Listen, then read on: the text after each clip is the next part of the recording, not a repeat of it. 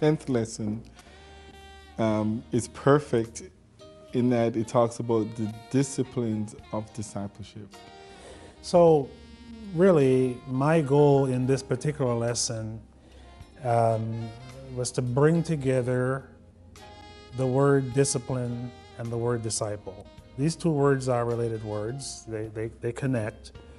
And what we have here, we're trying to lay out the spiritual disciplines of a true disciple. And here in this lesson, I highlight several spiritual disciplines such as prayer, communication with God, cultivating a quiet time, being in the Word, Bible reading.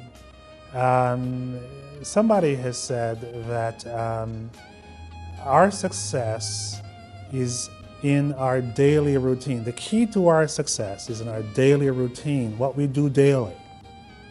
You'll notice that life is very daily. You can only live one day at a time. And the way you get from here to there has to do with what you do as a routine every day. And so basically in this lesson, we're challenging people to develop the disciplines of a disciple, the disciplines of daily prayer, quiet time, Bible reading, private worship. Worship is not just something that we do at church on Sabbath morning. Worship is a lifestyle. Worship, when we come to church, we're supposed to bring with us the worship that we have enjoyed and experienced and cultivated throughout the week to join with the worship of other people at church on Sabbath that makes this grand crescendo.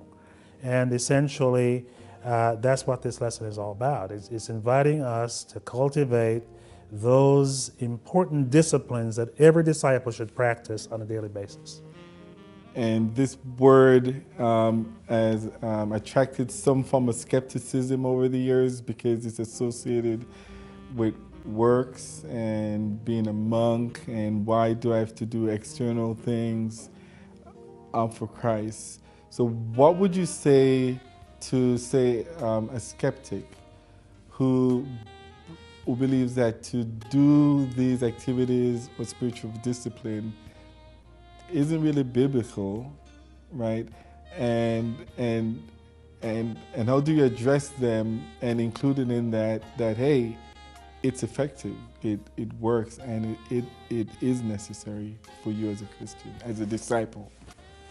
If there are people who are skeptical of spiritual disciplines, it's because they're misunderstanding the goal of spiritual disciplines and the nature of them. Essentially, there are people who say, well, it's not about works, and I'd like to remind those people that we're not talking about works to be saved. We're talking about works that demonstrate the fact that we are saved.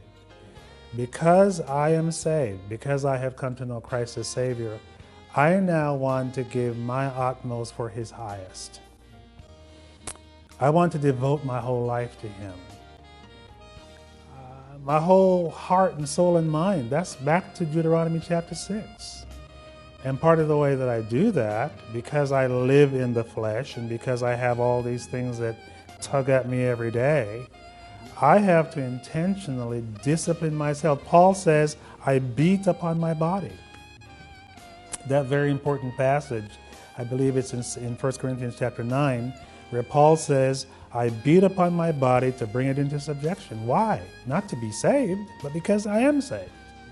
And so I would remind our skeptics about that.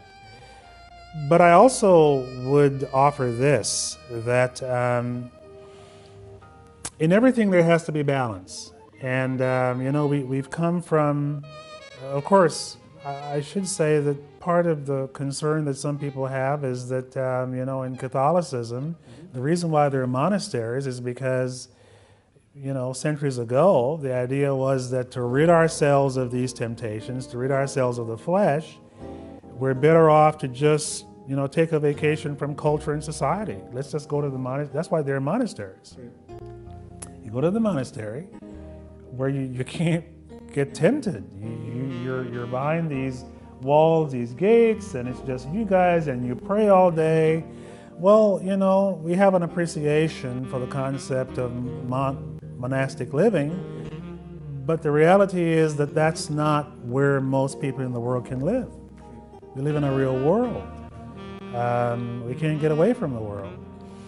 And so in the midst of our reality, we practice a way of daily going back to the source, going back to base, going back to the Lord in prayer, in worship, in quiet time, in order to cultivate the spiritual man, which if we don't do, it won't happen.